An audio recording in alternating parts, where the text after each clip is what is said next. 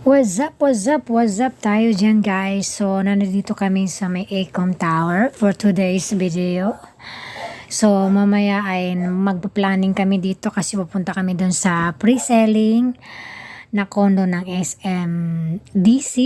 Dito lang po yan sa may Mall of Asia. So, ayan na nga, nagpa-planning kami dito sa may Acom Tower. Napakaganda talaga ng view dito. May kami love shoutout guys ang mga nakapunta dito sa Acom Tower. Dito lang po yan sa Mall of Asia, para kang nasa ibang bansa. So, napakaganda ng view talaga yan dyan guys. So, since magpa-planning kami dito ay binidyo ko na muna yung mga lugar kung gaano kaganda ang Acom Tower na to guys. So ayan na yun, ito na nga yung mga kasama ko guys. Yan po si Sir Arnold, siya po yung TL namin, team leader. So ano po yung trabaho namin dito guys ay taga-benta lang naman po kami ng mga condo units ng SMDC. So ayan na nga, nagpa-planning yung dalawa dito.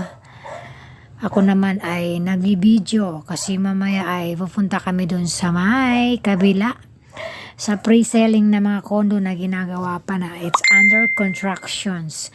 Ayan, sa gustong magpa-reserve at mag-invest sa SMDC condo unit, mamaya guys ay papakita namin. Doon po yon sa may labas. So, medyo malawak yung ginagawang under construction dyan guys, no. Malawak talaga siya guys. Ayan na nga, dumating na nga kami dito. Makikita nyo, pwede kayong magpa-reserve dyan guys. Comment down below lang guys sa aking video, no. Pwede po kayong magpa-reserve dyan. Kung anong ilang square meter ang gusto nyo. PM lang po kayo guys. Ayan na. Binidyo ko po yung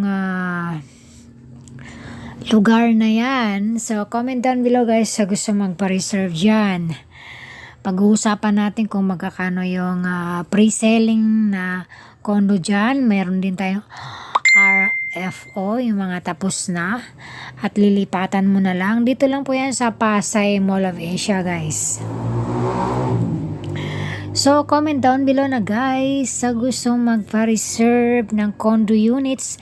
Kasi ang SMDC, alam po naman nabubulo lang. Alam naman po natin na number 1 talaga sa Pilipinas ang SMDC. So, sino bang pinakamayaman dito sa Pilipinas ay tinagurian naman ng si Henry C. So, si Henry C po yung may-ari niya, no?